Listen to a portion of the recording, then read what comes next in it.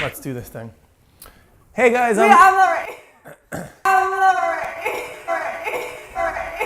Hey guys, I'm Will. I'm Olivia. And welcome to our cooking show, Chow Down. On today's episode, we are going to be making a New Orleans style dish called gumbo.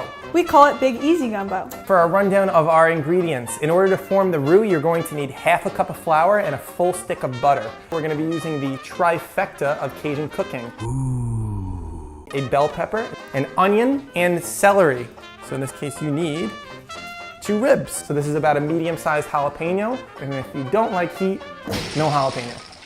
4 garlic cloves, 3 bay leaves, a tablespoon of thyme seasoning, 3/4 pound of smoked andouille sausage, and we're using 1.5 pounds of chicken thighs, a half a cup of water, a quart of chicken stock, and last but not least, you need half of a beer. First thing you're gonna wanna cook up is your roux, which is the flour and the butter, but before that you need to cut up your vegetables, mince them small, because once the roux is ready, you're just gonna wanna throw it all in because it can't wait.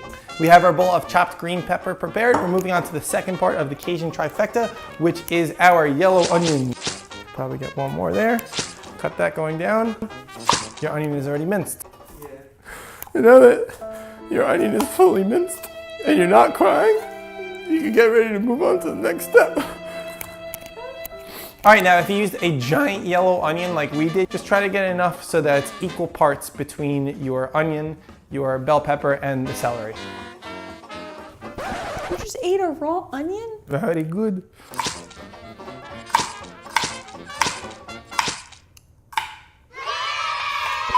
We're gonna move on to that little added bonus, which is a jalapeno. Cut down half the jalapeno, right down in half.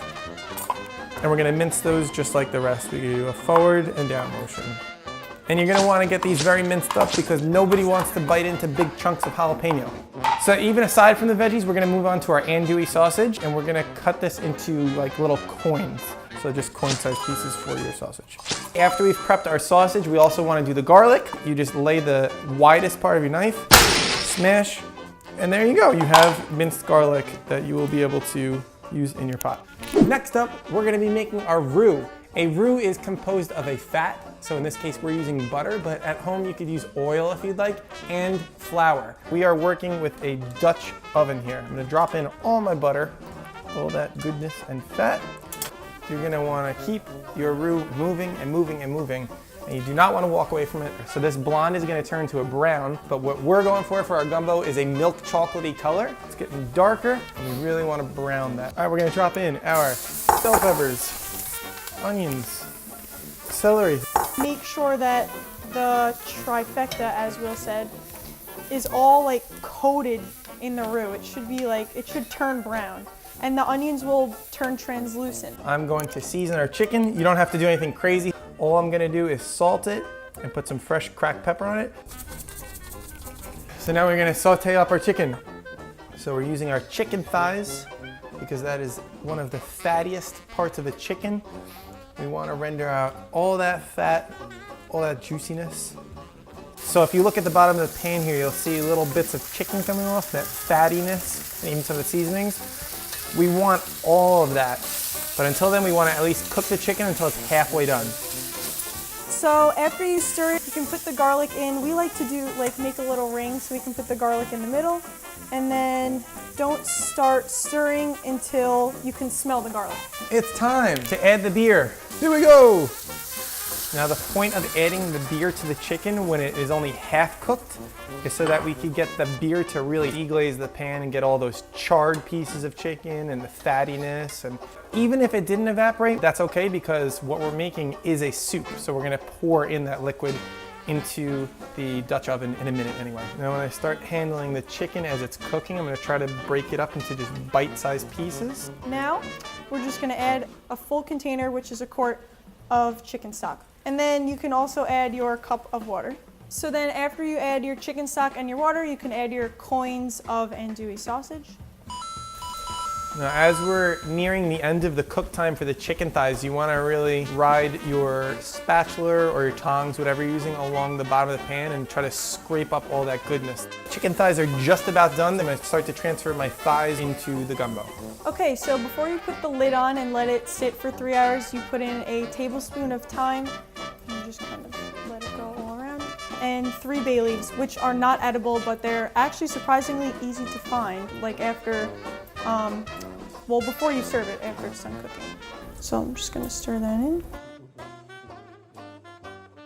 And then I'm gonna put the lid on and let it sit for 3 hours. 3 hours later. So for a proper bowl of gumbo, you need to put a spoonful of rice on the top. In order to get your white long grain rice to be as fluffy as possible, you want to just run it under water. Pour in 1 cup of rice. That doesn't mean anything. So now we're gonna wash the rice. We're gonna pour our drained rice into the pot. All right, now that we have our 1 cup of rice in our pot, we're gonna add the 2-to-1 ratio, which would be 2 cups of water with our 1 cup of rice. Then we're gonna bring it to a boil. Now that the rice is at a boil, I'm going to lower the stove from medium high. We're gonna bring it down to low. We're gonna cover that up and come back to it in 15 minutes. 15 minutes later.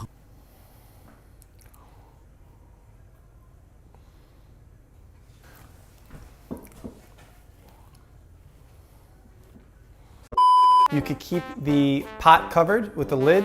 If you have the patience to do it for up to 5 minutes, you'll get that nice fluffy rice to top off your gumbo. But let's take a look at how our Cajun soup looks. All right, so by now all of our flavors have fully blended together. And don't forget to remove those 3 bay leaves. Good amount of meat, good amount of chicken, vegetables, and enough liquid in there to top it off. Top it with a generous spoonful of rice on top. And that right there is New Orleans style Big Easy Gumbo. I need to get a good scoop.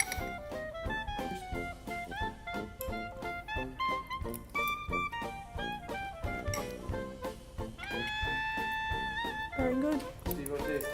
The man behind the camera. Here we go. I hope you like it.